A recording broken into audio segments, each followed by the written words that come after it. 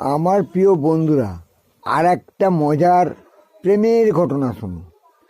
সবাই জানে যে মেয়েরাই ছেলেদেরকে বেশি হ্যারাসমেন্ট করে। সেই ফাঁদে পড়ে ছেলেরাও চরকি পাকের মতো তার পেছন পেছন ঘোরে। কিছু করার ক্ষমতা থাকে না, কেন মেয়েটার ওপর সে দুর্বল, তাই সে কিছু করতেও পারে না। আর মেয়েরা সেই সুযোগ নিয়ে তার গাঁড় মেরে ছেড়ে দেয়। এটা হচ্ছে মেয়েদের ফেসিলিটি। আর ছেলেরা বোকা চোদা বলেই তাই সব কিছু খুইয়ে বসে থাকে। কিন্তু একজন ভদ্রলোক উল্টে একটা ভদ্রমহিলাকে কীরকম হ্যারাসমেন্ট করেছে শোনো। দারুণ মজার ব্যাপার। মজার মজার ঘটনা জানতে গেলে, মজার সব কিছু সত্য ঘটনা জানতে গেলে, সত্য সমস্ত কিছু ঘটনা জানতে গেলে আমার ইউটিউবটাকে তুমি এক্ষুনি সাবস্ক্রাইব করো। তুমি সাবস্ক্রাইব করলে সঙ্গে সঙ্গে ইনকাম তুমি পাবেই, পার্মানেন্ট ইনস্ট্যান্ট ইনকাম। তাই বলছি এক্ষুনি আমার ইউটিউবটাকে সাবস্ক্রাইব করো। এইবার ঘটনাটা শোনো। একজন ভদ্রলোক খুব ভালো চাকরি করে। সে মেট্রো করে রোজ অফিসে যায় আসে। সে ভাবলো, দেখি একটা বৌদি যদি পটাতে পারি তাহলে আমি অনেক ফ্যাসিলিটি পাবো।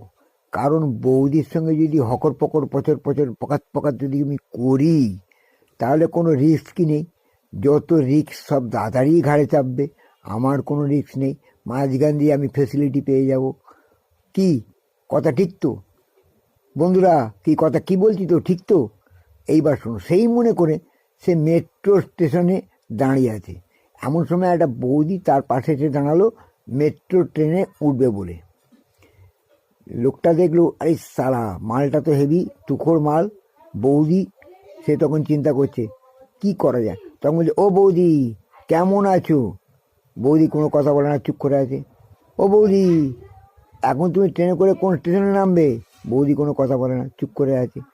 তখন বলছে, ট্রেন আসতে একটু দেরি আছে, বোর্ডিং লাগছে না, তাহলে আমার সাথে কথা বলো না, বললে তো আমরা দুজনে বোর্ডিংটা ফিল করতে না পারি। বৌদি তাও কোনো কথা বলে না। তখন ছেলেটা বুদ্ধি করে সেই ভদ্রমহিলাকে বলল, শুনুন, একটা কথা আমি পরিষ্কারভাবে বলে দিচ্ছি আপনাকে। আপনার স্বামীকে বলবেন যে আমার স্ত্রীকে যেন রাত্রিরে ফোন করে বিরক্ত না করে, তাহলে আমি কিন্তু তার স্টেপ নিতে বাধ্য থাকবো। সেই কথা বলেই সেই ছেলেটা হন্তদন্ত স্টেশনে বাইরে যাচ্ছে।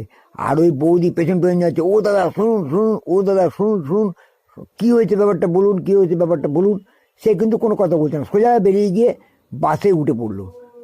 আর বৌদি পেছন দিয়ে গিয়ে বলছে, ইস সালা, যদি ধরতে পারতাম তাহলে ব্যাপারটা জানতে পারতাম। তাহলে বুঝতে পারছো কীরকম হ্যারাসমেন্ট করেছে চালাকি করে।